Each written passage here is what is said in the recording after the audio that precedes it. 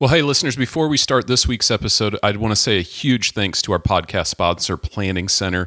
I've used Planning Center for years in my churches, and Planning Center is just a great all-in-one church management software that helps with all of the administrative challenges that you have when it comes to tracking first-time guests, your volunteer schedules, and easy ways for your congregation to get involved. You can do it all from one single platform. If you need a check-in system, if you need to sign up people for events, if you need an online giving solution, Planning Center helps you engage your church and keep people connected. You can get started for free at planningcenter.com. Well, welcome to the Unstuck Church Podcast. I'm Sean, your host, here with my teammate Amy Anderson. Today, we're wrapping up a series on reversing the beginning signs of church decline with a conversation about the incredibly important mindset shift that needs to happen when a church finds itself in the maintenance phase. If you haven't read it yet, I really recommend picking up the book that's kind of the inspiration for this series by the Unstuck Group's founder, Tony Morgan. It's called The Unstuck Church, and it's all about the 7 phases of a typical church life cycle. The maintenance phase is that first phase that you slip into after seasons of growth and sustained health, and it's the very early beginning signs of decline. So let's dive in, Amy, to the tension, kind of the elephant in the room, really. Mm-hmm. Whenever you're talking to a pastor leading a church that's found itself in maintenance, what's typically holding the lead pastor back from addressing the situation head on? What I find, Sean, is pastors often know that their church is stuck and in maintenance mode, but leading out of that season can feel really intimidating to most pastors. And I think there's just some fears that tend to hold them back. And the first one that comes to mind, and I would say if it's just at the beginning of maintenance, this isn't as predominant as it is once we're fully into the maintenance mode, but they fear of change rocking the boat. Many pastors worry that kind of pushing for change, it will upset longtime members, leaders, and even key donors. And when stability has just been the norm for so long, disruption, even a healthy disruption, just feels risky for them. So that's the first fear. The second, I think the fear of failure. Questions like, well, what if this new vision doesn't work? What if we can't do it? So this fear of trying something bold and it flopping, I think, can keep pastors playing it safe, even if the current approach isn't producing growth. The fear of conflict. A lot of our lead pastors are on the people side of the wheel, and so we don't like conflict. So moving a church out of maintenance almost always means saying no to some things and yes to new things, and that often stirs up resistance, and many pastors aren't sure they're ready for the pushback. The fear of not having what it takes. Again, there's some insecurities in here, right? Some pastors feel insecure in their leadership or their vision casting abilities, and they might think, I'm a good shepherd, not a strategist, and just hesitate to lead forward and to lead boldly. There's a fear of burnout. I think when you're already tired, already stretched thin, I don't know any maintenance pastors that feel like they're in maintenance mode. They still feel like Sunday's coming, my plate is full.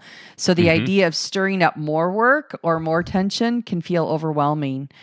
So pastors stay in maintenance mode because it feels safer and less emotionally costly. And we know this, leading change takes time, energy, and with that weekend always coming, some pastors are also just tired, and picking up the weight of leading change can feel like too much. I have 2 more. The fear of disappointing people. Pastors are often wired to care deeply about people's feelings. So again, leading forward means disappointing someone. And for relationally driven leaders, that can be extremely uncomfortable. And in that discomfort, they don't want to move. And then for some, it's a little bit different one, but some fear of losing control. So growth and change often mean giving away, I guess I can say, power, giving away trusting others and moving from being a doer to an equipper. And I think that shift in control can feel scary, especially when a pastor's identity is being wrapped up in being needed. Now, not all pastors are wired that way, but there are some pastors who have had this thing of being needed. I'm in the middle of everything. That's my identity. And so releasing things, losing some control can be a fear. Yeah. And if you're a pastor listening today and hearing that list, you may not resonate with everything on that list, but there's probably 2 or 3 things that stand out. Oh yeah, that's a real fear for me. And I completely understand. Part of what helps any leader overcome those things is about just getting honest about what's at stake. And if leaders don't develop the courage to be honest about things, where things really stand today, Amy, what do you typically start to see happen? Yeah, if we don't start with ourselves and just processing through what we're seeing and being honest about it, we don't make the changes. So first, I just think the church gets more stuck when we don't do that work. Yeah. We know this, without fresh vision and leadership, a church will stay in maintenance mode, and just keep doing what they've always done. And over time, when we stay in maintenance, energy fades, momentum slows, and the church becomes more about keeping things running than making a real impact. And eventually it moves into the preservation phase of the church life cycle, making it even harder to get back to a place of growth and momentum. And when that happens, people start to disengage, right? Both staff and congregation members can feel it when a church is coasting. Without clear direction or a sense of purpose, people start to check out, passion fades, volunteers burn out, new people don't stick around, and core members may even begin to drift. If we don't get out of maintenance mode, what also happens is the community gets underserved. So a church in maintenance mode often turns inward, focusing on programs, preferences, preserving traditions instead of reaching the community. And the people who need help in Jesus in your mission field aren't being reached. In maintenance mode, the leaders in your church become frustrated, and sometimes they even leave your church. High capacity leaders want to be part of something meaningful, and they want to move forward. So if a pastor avoids tough calls, avoids leading change, it never happens, those leaders may either go quiet or they might go somewhere else.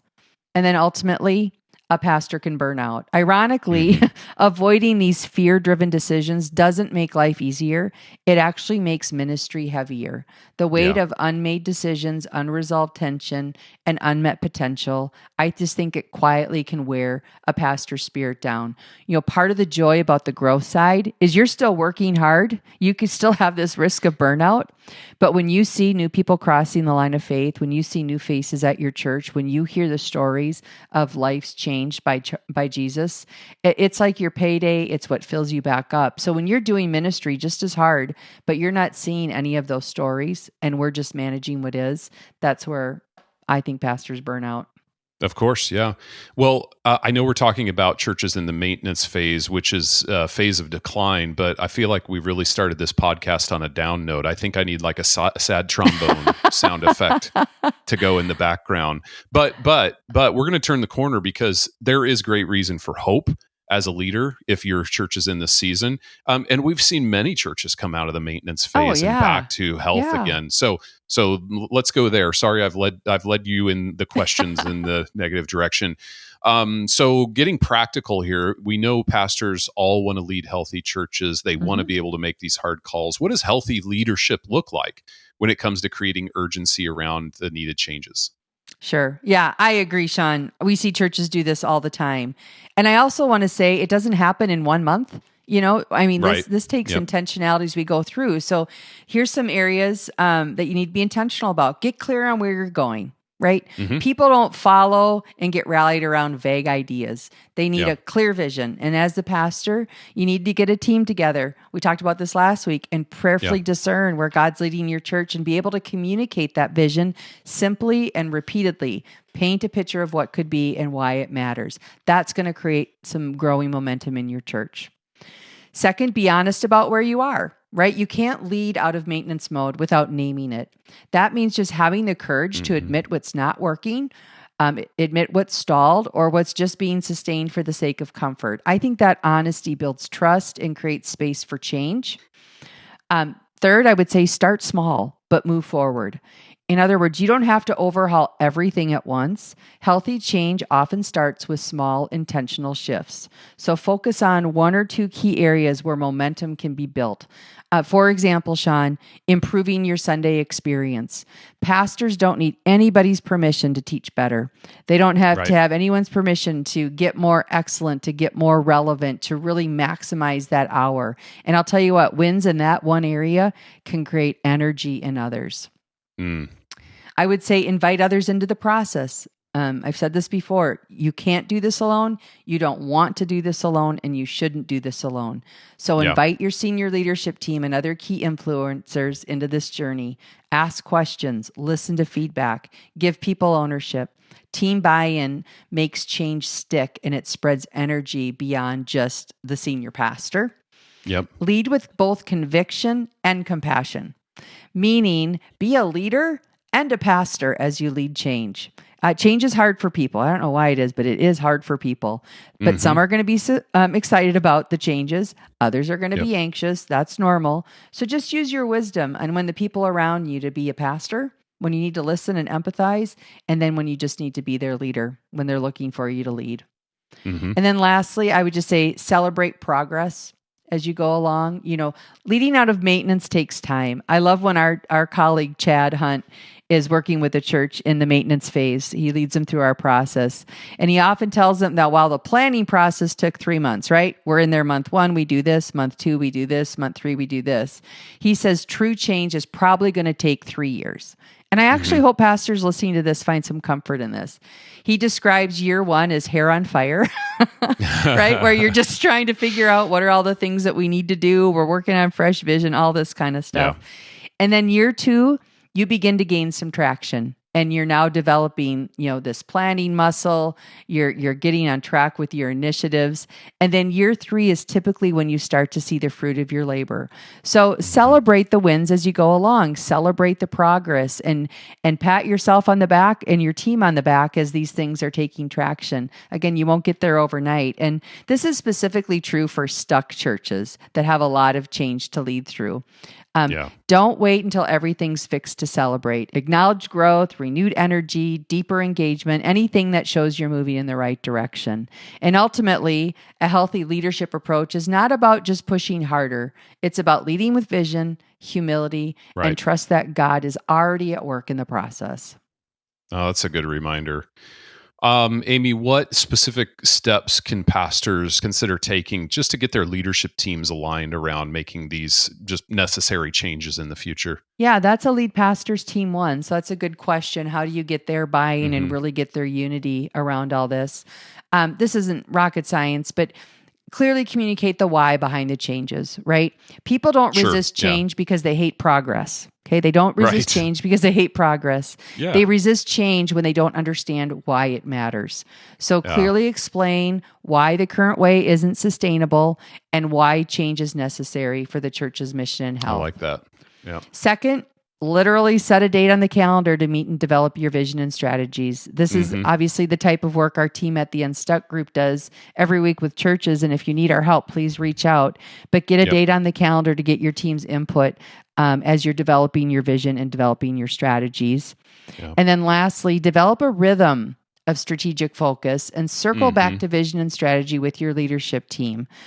Specifically begin developing and completing tasks related to vision in regular cycles. We encourage churches to do this like every 90 days.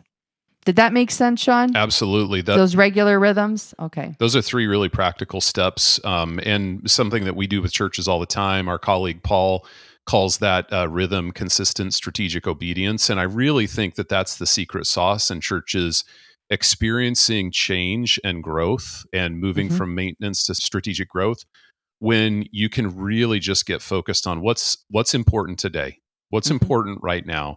Let's accomplish that, and then start to turn the flywheel of getting things done. Yep. And churches start to make progress, see results, and then build momentum from that. Amy, know a lot of concern for pastors around making the kinds of changes they need to make comes down to simplifying ministry.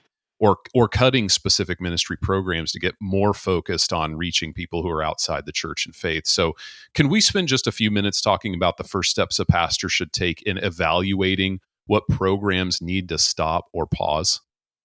Yeah. So moving from maintenance back to a time of momentum, it really won't be possible if too many church programs are competing for your people's attention.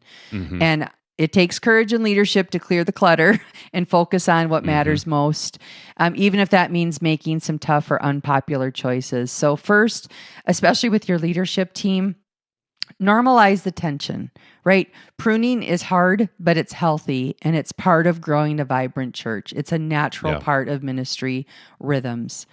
Also, I would encourage you to use some natural breaks. It's often easier to pause a ministry, like at the end of a school year, and then quietly not bring it back. So, in other words, instead of saying we're cutting this program, we're going to pause this program as we're going through the process. And then there are some of them that you're just not going to turn back on. Yeah. I would encourage pastors to start with core ministries. So let each ministry area on its own do its pruning first. Give them the assignment. You take a look at what you're trying to do and take a look at how it aligns with our mission, how it aligns with the vision of where we're going, how it aligns with the key next steps we want people to take, and let them plan and then return with a plan to stop or pause some low impact activities. In other words, you don't have to make all those decisions. Lean on those leaders to come back with their recommendations. In a pruning process, I encourage you to use a facilitator. Again, we do stuff like this, but there are other people you can ask, but I think you need to have somebody else carry the facilitation to guide the conversation. I think when we're trying to do it, it's hard to lead and analyze at the same time. It is. Right. Right. And then before you actually start pruning, make sure you cast vision before you start pruning, right? Explain why pruning is necessary so that the church, of course, can better steward its time, money, and people to truly help others meet Jesus and follow Jesus. So vision before pruning, but you'll probably be pruning while you're creating the vision. Yeah. I'm glad you used that word steward, because that really is what it's about. And it's a great reminder for church leaders. We all want to be good stewards of the resources God's given us. And so stewarding those resources well means sometimes doing some pruning. And of course, pruning is a biblical concept, but we see it in nature also. If I prune back the limbs on my trees, I'm going to experience healthy growth in other areas of that tree, right? So we see it play out right in front of us, but sometimes we struggle to do it within our church. So there's a good reminder there. Once those decisions on pruning are made, what does a typical healthy transition process look like for churches? Yeah, first I would say just lead into this process, just be brave. Making tough calls isn't easy, but sticking with them is what leadership looks like. That's what we do as leaders. We make hard calls.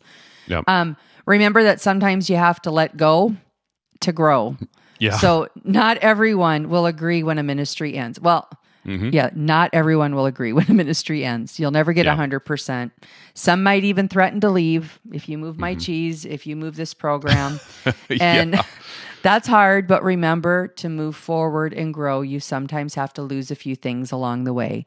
So don't let fear or pressure hold you back. This is not a reactive process. You put time into it. You prayed about it. You really put it against your mission, vision, and what you believe God wants to do through your church. So stay true to God, stay true to that vision when you have to do that.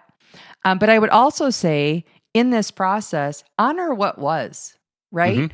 Even if a ministry is ending, it's important to celebrate the good that it brought and the people it touched. It's like sharing stories. This is a bad analogy, but like at a funeral, right? We want to remember what that ministry did. We're still burying it, but there's things to celebrate, and remembering the wins, I think, can bring some comfort and closure for people. Absolutely. Well, the truth is too, Amy, I mean, at one time, that ministry was probably very productive. We probably saw great results from it. It was a great idea at one time, right? It's just we have these seasons in ministry, and so maybe it's no longer having the impact it once had, but we should celebrate the fact that it was a great, impactful ministry. And we have to make room for the new. Sing a new song to the Lord. Well, we got to stop singing some other ones. I mean, there's just natural cycles when we're doing the new things that other things have to make room for it. And then the last thing I would just say is look ahead, right? Once you've said goodbye to a ministry, it's just time to move forward. So focus on what God's leading next and figure out how to best use the resources you freed up to support those new, hopefully thriving ministries. Yeah. Well, Amy, we're going to actually wrap up this entire series now, and hopefully it's been helpful for those pastors out there that are either leading in a maintenance phase right now and they're thinking about how can I get my church back towards health and growth again, or they're leading in that momentum or strategic growth phase and they're looking for those warning signs of what would maintenance look like in my church and how do I make sure we don't experience that. So let's wrap up all of that with some final thoughts from you with these last 4 weeks of conversation. Yeah, I hope that if you are in maintenance, you've been encouraged, because it's a tough spot to lead from. But I hope you also heard the hope that you can turn this around.